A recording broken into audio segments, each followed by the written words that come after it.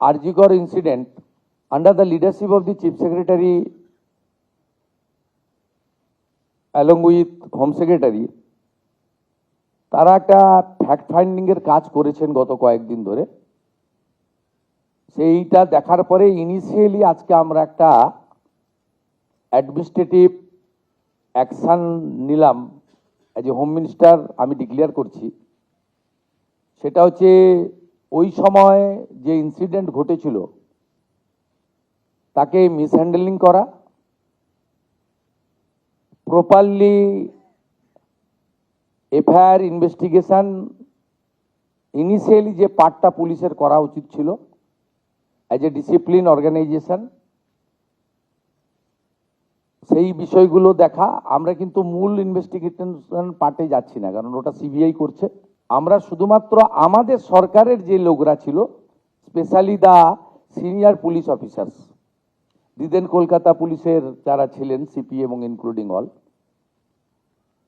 এবং সবচেয়ে বড় অভিযোগ যেটা ইনিশিয়ালি আমাদের কাছে ভিকটিমের মাদারের পক্ষ থেকে, যে দুজন police officer on behalf of the state government টাকা দিতে চেয়েছিলেন, আর একজন ডিসি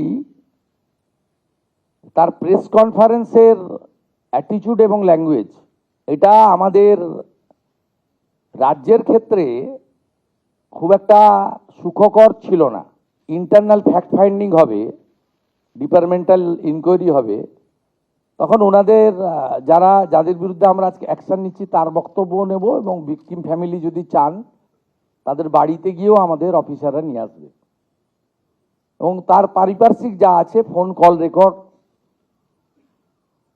হোয়াটসঅ্যাপ চ্যাট, এগুলো আমরা পরে পরে বের করব। তখনকার যারা অফিসাররা ছিলেন তাদের সঙ্গে কাদের কাদের কথা হয়েছে, কোনো মন্ত্রী মুখ্যমন্ত্রী দিদেন টাইমে তাদের কোনো ইনস্ট্রাকশন ছিল কিনা, এগুলো আমরা সব বের করব। কারণ ওদের যে অফিসিয়াল এবং পার্সোনাল, সেটা আপনার ইনভেস্টিগেশনের পার্ট। আমরা আজকে 3 জন আইপিএসকে সাসপেন্ড করছি। মিস্টার বিনীত গোয়েল, উনি এখন এডিজি রয়েছেন আইবিতে, আর আরো 2 জন আইপিএস, শ্রীমতী ইন্দিরা মুখার্জি এবং শ্রী অভিষেক গুপ্তা। এই 3 জনকে আমরা আজকে সাসপেন্ড করলাম, এবং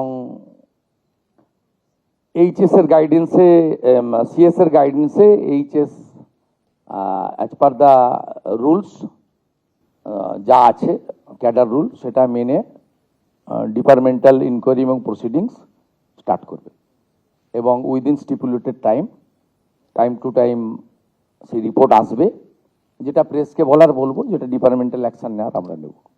এবিপি আনন্দ, এগিয়ে থাকে, এগিয়ে রাখে।